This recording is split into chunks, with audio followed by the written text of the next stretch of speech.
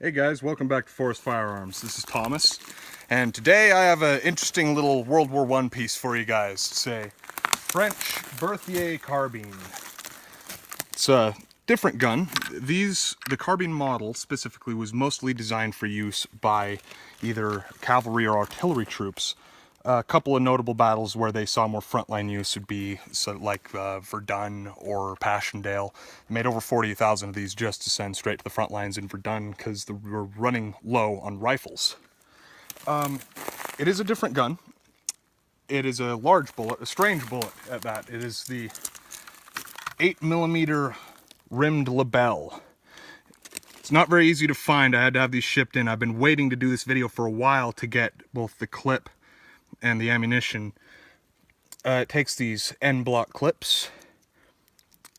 It's just your standard Mannlicher style feeding system.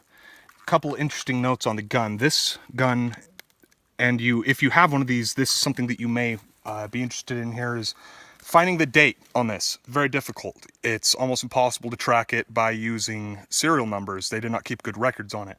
However, it is actually stamped underneath this piece here.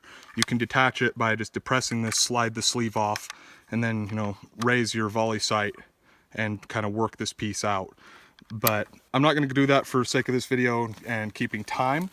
But another interesting fact with this gun is a 1918 manufacture. It's a model of 1916. But this N stamp right here, there's another one under here.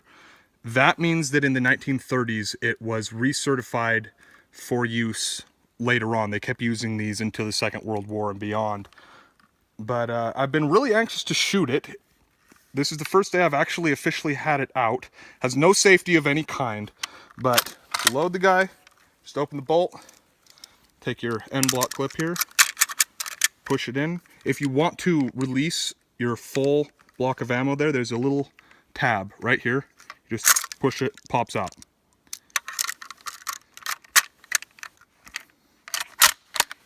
And I'm not going to do it with the bolt in the chamber, but if you pull the trigger and have your thumb on here, you can release without dry firing the gun.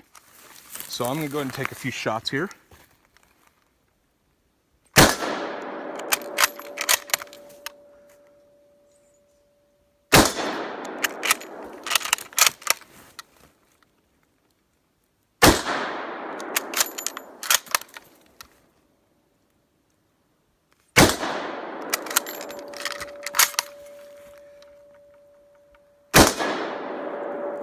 Alrighty, and also that clip falls out the bottom if you have this port open. Because of that the way the French operated these during the war was they would leave this bottom hatch open, so the clip would just fall out, and they didn't collect them after the fact. So these have become pretty scarce and kind of expensive for such a small little piece of just folded steel. But I'm gonna go ahead and load up another 5. A couple of thoughts. First, this thing kicks like a mule. It really batters your shoulder.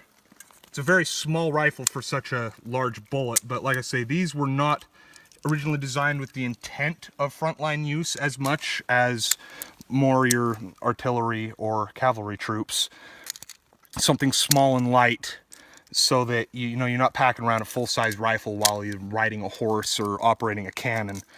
But again, 5-round clips. They do make 3-round clips for these. The earlier models of the gun only could shoot 3 rounds.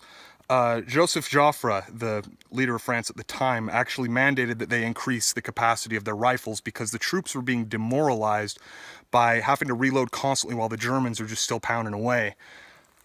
So that's just an interesting little side note. And this guy here, I'm not sure that I'm saying this right, but it was manufactured by, looks like Contensuza. I don't speak French. If you do, I'm sorry for butchering pronunciations in your beautiful language, but it is what it is. And before I get back into it, you guys, I want to talk about where I got this gun. There's a little store called the Warfront. It is on 99E in, Ivan, help me out here. What's Milwaukee. Milwaukee. It's in Milwaukee. And it's right behind the Bomber. If you guys live in the Portland metro area, you ought to check them out. They got a lot of cool firearms, a lot of cool military paraphernalia. We've got a number of our weapons from them, including this, Ivan's most recent WW1 Mark III, my CZ27. Working on purchasing a couple more weapons from as we speak. So just thought we'd give them a shout out, check them out online or at the store, and well, let's give this thing a couple more shots.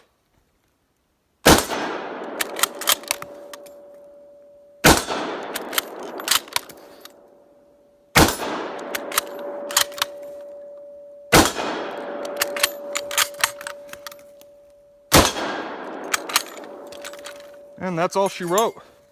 All right, well, I'm loving this gun. It is kind of painful to shoot, to be honest. It hammers you when you shoot it. This metal butt plate doesn't do any favors either. It's a very small rifle, very big bullet. Shoot a guy with this, you're gonna put him on his back. But yeah. Well, hope you guys enjoyed. Again, this is Thomas of Forest Firearms. See you next time.